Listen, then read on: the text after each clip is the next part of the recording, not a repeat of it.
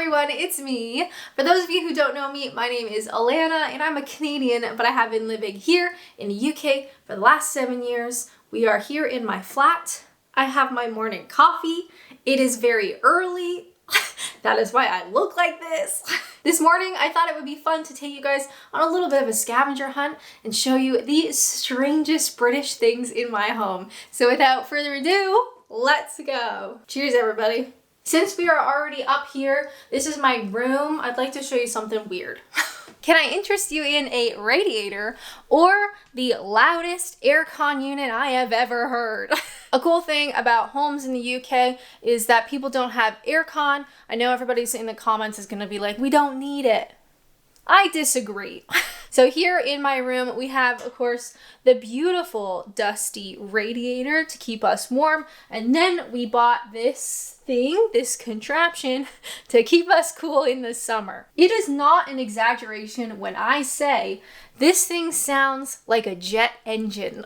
I've been putting off buying one forever because I mean, they're expensive and obviously they cost money to run, but I'm so tired of just like sweating it out in the summertime. No thanks. If I can avoid it, I would like to. So we bought this boy. This was actually a discount because somebody dropped it down the stairs.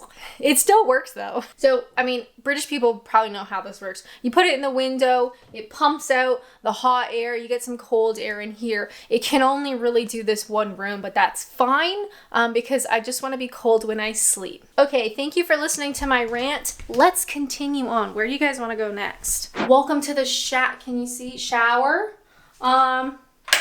Pull cord. Yes, pull cord for the lights. Welcome to our other bathroom. What's this? Yes, pull cord. Again, the electrical capabilities are different here in the UK than they are back in North America. So back home, you would just have a regular light switch in the bathroom. Like, you don't even think about it. You're not gonna get electrocuted because you just won't. Here in the UK, they like to live a bit more dangerously, so we have to have like pull cords, or you might even have a light switch that's like outside the bathroom, which is really fun when you're in the bathroom and someone turns the light off on you. Anyway, yeah, all of our bathrooms have pull cords. But let's continue our scavenger hunt for weird British stuff. Hello and welcome to the kitchen / dining room area, whatever. I would like to talk about this. What do you call this? To me, this is a clothes rack. Ours really makes like a lot of noise. Yay, don't do that. Do I have a dryer here in England? No, I do not. I only have a drying rack. Back home in Ontario, I only ever used a dryer, and sometimes you would like hang up like your jeans or something, right? Like the stuff that can go in the dryer, but it wasn't a whole lot. Here, no. I do not have the luxury. So instead, I have this beautiful clothes rack. Ooh, how exciting, domesticated life. I actually got this one from Lakeland. Shout out Lakeland, not sponsored, I wish it was. This is nice because it is electric, so you can plug it in and turn it on and these get hot, which is really nice in the winter time because otherwise clothes take forever to dry. I do not have a line outside that I can use. And even if I put a like non-electric one of these by the radiator, I find it just takes forever to dry. So it doesn't have to be on. It's not on right now. I like it. This is what my life has become. But back home, I would have just used a dryer and never would have thought about it before. Also, the dryers in North America are better than the British ones. I mean no disrespect. They're just bigger, they're stronger, they're more powerful. They don't have to run as long either. Like the dryer my mom's got, 20 minutes, maybe half an hour, and your stuff is like properly dry. I used to have a dryer washer combo thing at my old flat, and honestly, it would go for like 2 hours and the stuff would come out and be still like not fully dry. No thank you, I just use these now. So what a thrilling life. What else do you guys want to see? Oh, come over here. Hope you're not motion sick. If you watch any of my videos, hi, this is like where I film normally, this little corner. Okay, so they're kind of starting to die, but bear with me, daffodils. This entire bunch was £1 at Tesco, which I think is absolutely wild. I can't do that back home, and honestly, we never did because they're not £1. So every time I see daffodils coming into the supermarkets, I always buy some. These guys are looking a bit worse for wear, but here's a picture when they looked nicer. In this moment in time, I'm really hoping that I took a picture. I'm pretty sure I did. Anyway, I love getting the daffodils here. I wish it was a thing back home. Even just flowers in general, I feel like are a lot cheaper here. Anyway, what else can I show you on this morning scavenger hunt? Are you having a good time? I hope so. Hello, welcome to this kind of messy side of the kitchen. Please don't judge me. What do we have here? Well, I'll tell you one thing that's very British. Vitamin D3. Yes, I take vitamin D throughout my time, not in the summertime. If I'm getting enough sun, like if I'm outside, I don't take it, but for a lot of the year, I do. I love the UK, all right? I have fought very hard to live here, and I'm still not a permanent resident, so I'm still actively fighting to live here. So this is all just bants.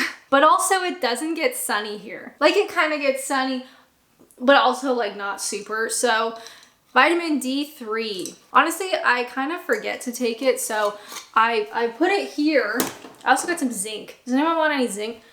I put it here in the hopes that I'll see it in the morning, but sometimes I forget. Like today, actually. But we'll come back to that. A lot of people think of Canada as just like cold and miserable. And yeah, it kind of is. But I don't think people realize where I'm from in Southern Ontario, we get beautiful sunny weather. We get sunny weather in the winter time, which is more rare here in England. So you can go out, have a wonderful hike, you know, in January back home. You can get a sunburn because there's so much sun. It's like reflecting off the snow. It's like bright and clear and that kind of stuff. So I never really struggled with it back home, but here I definitely do. The wintertime is a beautiful overcast season, but the days are starting to get longer. Have you guys noticed it's starting to get sunnier like later? Does that make sense? Or brighter later? I'm all for it. I'm happy to get out of winter. I'm ready to start spring. When does spring start? Anywho, oh, I got something else very British. Now, what is a very British thing in my home? To me, it's strange because I did not grow up this way, all right? I'll tell you that much. And that is tea. And yes, I am drinking a coffee this morning. Coffee is for morning. Tea is for any other time. So we got our kettle. Shout out to whatever kettle this is, Bosch. It's pretty nice. Hashtag not sponsored. I wish it was. Lately, I have been getting into loose leaf tea. I already ranted about this in another video, so I'll spare your ears. But let me just tell you, it's so much fun. There's so much out there. There's so much variety. So I want to try them all. But of course, I also have Yorkshire. That's the staple if I'm in a rush, you know. But I really love, I've been putting them in these glass jars. I know you're not supposed to have tea exposed. They go in the cabinet, but I think they look really pretty. Have a look at this one. I bought a bunch of these from a tea house in Canterbury. There's something about the process of brewing that is so much fun. Then of course I got this cheapy Amazon teapot, but you can see all the stuff inside, which I just absolutely love. Simple pleasures, my guys. Also, I'm getting old. And what's this? I taught myself how to crochet on Patreon. I have a Patreon account. I post a lot of like personal vlogs and extra videos and whatever. I taught myself how to crochet so I can make a little coaster for my new teapot. How cute. Honestly, I can't stop. I made about 6 coasters. Please help me. Anywho, I know people are gonna be like, tea, that is not strange. While it is pretty British, it's not strange. To me, it is strange. I did not come from a tea household. Neither of my parents drank tea ever. We didn't even have a kettle, okay? We didn't even have a kettle. We had one really disgustingly old kettle that we would keep like at the back of the cabinet, and the only time it ever came out was when we would make Jello, which I think you guys would call jelly. You know when you have a packet and you pour hot water, like boiling water, and you stir it and you put it in the fridge and it sets? We call that Jello. I think Brits would call that jelly. That is the only time that kettle would come out. That's it. And usually we only made it when someone was like sick. You know, you had a sore throat and you wanted Jello. That's it. So to me, having this situation is very strange to me, all right? I love it though. Another strange British thing you'll see in my kitchen is a jar of Marmite. I can't live without it. Just kidding. I think it's disgusting. Anyway, oh, you know what? I had to buy something that's very British the other day. Do you want to see it? Hold on. Ta-da! Now, I am very blessed and grateful to live in the UK and to live in a historical property. So this home, this flat, is old. Like a couple 100 years old. Also, the lighting in this spot really sucks. I'm so sorry. This video is a mess. I hope you guys didn't think I was a professional. Anyway, this beautiful front door is the most drafty front door I have ever had. So while living in a historical property is really cool, just hope that you don't have to heat it. So what I did was I got one of these beautiful draft excluders. I didn't even take the tag off. It was that desperate. And annoyingly, it's not quite the right size. And our door is like raised a bit. So honestly, just sitting here, I can feel the outside air. So what we normally do not tell anybody that I showed you this, but I kind of imagine most people have clicked away by now, so less people will see it. The draft excluder by itself isn't quite enough. So I got these, they're like laundry detergent refills, you know, that kind of thing. They go here, right, as like a barrier. And then I got this beach towel from Asda, shout out Asda, not sponsored. And you kind of put it on top of the draft excluder and it goes up higher. And this is the way I live. Now in the summertime, it's great because we get a lot of fresh air into the flat from this way. But in the wintertime, it really sucks. And paying for heating is atrocious in this country. So this is what we do. And then just hope that you don't have to get out of the front door too quickly. For anybody saying that's a fire hazard, do not worry. If I die in a fire, just know that I died doing what I love, sitting down. Anyway, it's cold out here. Let's go somewhere else. Welcome to my desk. So I was just having a look here in the home office. I don't think we have anything too weird, except this. I think what's pretty funny about living in a foreign country for long enough is eventually nothing seems strange to you. Nothing is weird or strange. It's just how I live now.